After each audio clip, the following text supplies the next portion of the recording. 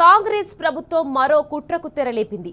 హైదరాబాద్ లో ఉచిత మంచినీటి పథకానికి మంగళం పాడనుంది.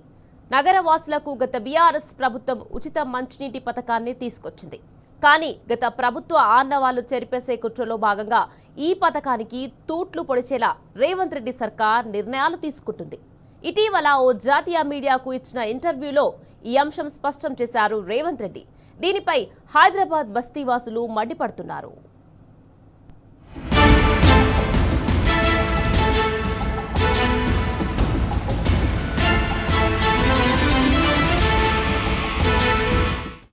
సీఎం రేవంత్ రెడ్డి హైదరాబాద్ ప్రజలపై మరో భారాన్ని మోపబోతున్నారు. గత ప్రభుత్వం ఏర్పాటు చేసిన ఉచిత మంచినీటి సదుపాయాన్ని రద్దు చేసి బిల్లులు వసూలు చేసేలా చర్యలు చేపడుతున్నారు. బీఆర్ఎస్ ప్రభుత్వం ప్రారంభించిన ఈ ఉచిత మంచినీటి పథకం గత 4 ఏళ్లుగా ఎలాంటి ఇబ్బంది లేకుండా కొనసాగుతుంది. కానీ హైదరాబాద్ వాసులపై కక్షగట్టిన రేవంత్ రెడ్డి ప్రస్తుతం ఆ పథకానికి మంగళం పాడేలా తెర వెనుక చర్యలు జరుగుతున్నాయి. ఇటీవల ఓ జాతీయ మీడియాకు ఇచ్చిన ఇంటర్వ్యూలో ఉచిత మంచినీటి పథకాన్ని ప్రస్తావిస్తూ ఆ పథకాన్ని రద్దు చేసి బిల్లులు వసూలు చేసేలా చర్యలకు పూనుకుంటున్నారు.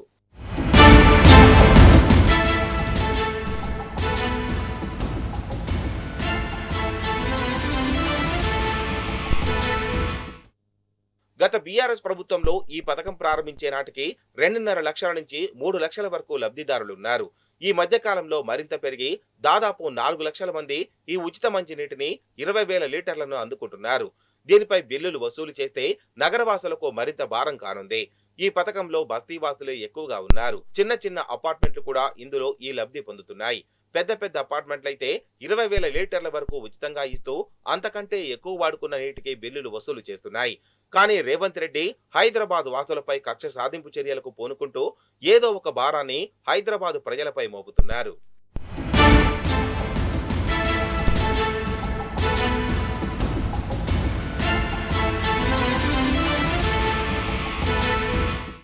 రేవంత్ సర్కార్ నిర్ణయంపై బస్తీవాసులు ఆగ్రహం వ్యక్తం చేస్తున్నారు. ఇప్పటికే నీటి కటకట ఉన్న హైదరాబాద్ లో అరకొరగా వచ్చే నీళ్లపై బిల్లులు వసూలు చేయడం ఏంటని రేవంత్ రెడ్డిని ప్రశ్నిస్తున్నారు. కనీస మంచినీళ్లు కూడా ఈ 20 నెలల కాలంలో సరిగా రావడం లేదంటున్నారు. గత బీఆర్ఎస్ ప్రభుత్వం ఉచితంగా నీటిని అందిస్తే ఈ ప్రభుత్వం మా జేబులు ఖాళీ చేసేలా ఇలాంటి నిర్ణయాలు తీసుకుంటుందన్నారు. వచ్చే జీహెచ్ఎంసీ ఎన్నికల్లో తగిన బుద్ధి చెప్తామని బస్తీవాసులు రాష్ట్ర ప్రభుత్వాన్ని హెచ్చరిస్తున్నారు. వాటర్ అనేది రాసారు. అసలు వాటర్ అంటే 2-3 రోజులకు ఒకసారి వస్తాయి. వస్తేనేమో దానికి బిందెలు పట్టుకొని కొట్లాడు, ఆడలో పంచాదులు, ఇవన్నీ మొత్తం ఇట్లనే కథలు ఉన్నాయి. వీళ్ళు ప్రజాపాలన అంటారు కానీ ఇది పటేల పాలన ఉంది. ఇది ప్రజాపాలన కాదు. కేసీఆర్ గారు ఉన్నప్పుడు అనుకూలంగా ప్రతిరోజు వాటర్ వచ్చేది, అనుకూలంగా మంచిగా అన్ని రకాలుగా ఉండేది. స్కూల్ పిల్లలకు పోయే టైంకు వాటర్ రావడము, స్కూల్కి మేము పని చేసుకుని ఇంటికి రాగానే మంచిగా వాటర్ ఉండడం అలాంటిది ఉండేది. ఇప్పుడు ఉన్న పరిస్థితి చూస్తే అసలు వాటర్ లేకుండా అయిపోయింది. అదే పరిస్థితి ఉండేది. వాటర్ రాకుండా కానీ బిల్లు మాత్రం ఇంత పొడుగు పంపిస్తున్నారు. వాటర్ లేవు, వాటర్ బిల్ అంటే లేలే పక్కా కట్టాలి మీరు అని చెప్పని వాళ్ళు వచ్చి కొట్లాడడం, అట్లా ప్రతిరోజు అదే కథ అవుతుంది. ప్రతి నెల అదే పరిశాన్ ఉన్నది. ఇంతకుముందు కేసీఆర్ గారు ఉన్నప్పుడే మంచి వాటర్ ఉండేది, మాకు ఫెసిలిటీలు బాగుండేది అన్ని. ఇప్పుడు చాలా కష్టంగా అంటే కష్టంగా ఉంది. రావట్లేవు. కేసీఆర్ ఉన్నప్పుడు వాటర్ మంచిగా వచ్చేది. ఇప్పుడు వాటర్ రావట్లేవు. మురికి నీళ్ళు, కరెంటు బిల్లు మస్తు అవుతుంది, నల్లా బిల్లు మస్తు అవుతుంది. వాటర్ ఏం మంచి రావట్లేదు, అంతా కలిసి ఉంది. ఇప్పుడు కాంగ్రెస్ గవర్నమెంట్ ఉందంటే ఏది మంచి రావట్లేదు, దేనికి అనుమతి లేదు. అసలు ఏ చేసుకోవాలన్నా ఏ చేయాలన్నా ఏది మంచి లేదు.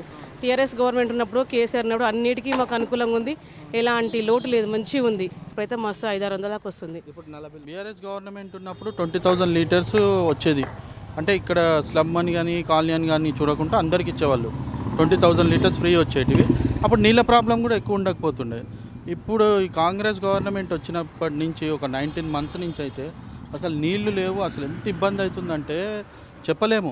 బిల్లులు తీసుకుంటారు కానీ నీళ్ళు ఎందుకు ఇవ్వట్లేదు కూడా తెలుస్తుంది. 3 రోజులకు ఒకసారి నల్ల వస్తుంది. మాకు ఇప్పుడు ఏం వస్తలేదు, అన్నీ వేస్ట్ అవుతున్నాయి.